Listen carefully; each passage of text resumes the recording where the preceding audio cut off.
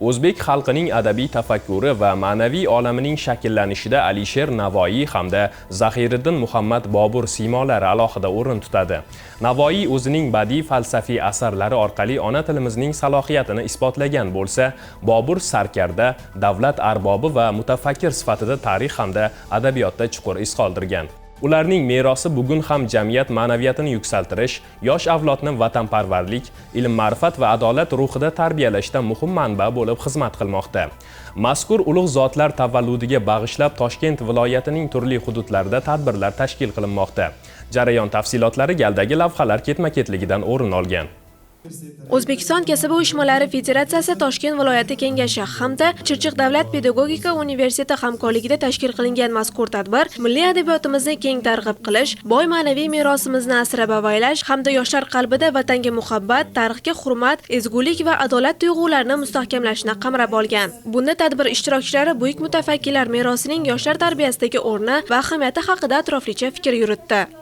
Ushbu tadbir Chirchiq davlat pedagogika universitetida ham tashkil etilishi bejiz emas albatta, chunki bu yerda hozir ta'lim olayotgan talabalar kelajakda yangi avlodlarning tarbiyasini, ta'limini, ongini shakllantiradigan pedagog kadrlar sifatida Bobur va Navoiy merosini o'rganish ular uchun katta ma'naviy mas'uliyat ham hisoblanadi. Bilamizki, Alisher Navoiy hamda Zahiriddin Muhammad Bobur asarlarida insonparvarlik, ijtimoiy adolat, adolatli jamiyat va davlat qurishga bo'lgan intilishlar, g'oyalar asarlarini katta qismini egallaydi. Va bugungi kunda ko'rishimiz mumkinki, ushbu g'oyalar hanuzgacha butun insoniyat, bashariyat oldida o'zining dolzarbligini yo'qotmagan. So'zga chiqqanlar Alisher Navoiy ijodi insonparvarlik, ilm-ma'rifat va komil inson g'oyalari bilan sug'orilganini, uning bebaho merosi millat ma'naviyatining mustahkam poydevori ekanini alohida ta'kidladi. Shu bilan birga Bobur asarlari jasorat, vatan sog'inchi va hayot haqiqatlarini teran anglash mujassam ekani. Bu meros bugungi avlodni ham yuksak ma'naviyat sari yetaklashi qayd etildi.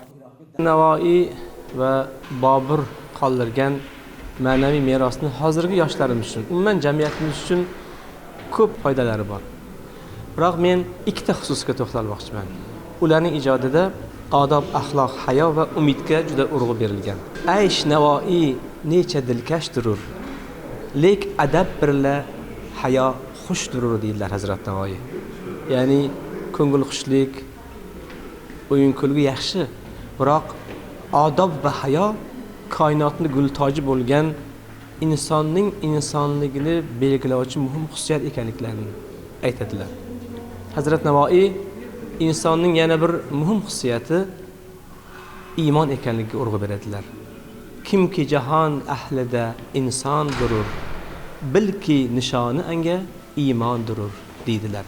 Ahbob dengizki xonimondin tamauz, ne xonimon joni jahondin tamauz, ne joni jahon kavni makondin tamauz, lek demangiz muni kim ondin tamauz. Ey do'stlar, mendan joni jahoningdan, mol mulkingdan voz kechgin, umidingni uzgin deb aytishinglar mumkin, mendan talab qilishinglar mumkin, lekin undan umidingni uz demanglar, men buni qila olmayman deblar.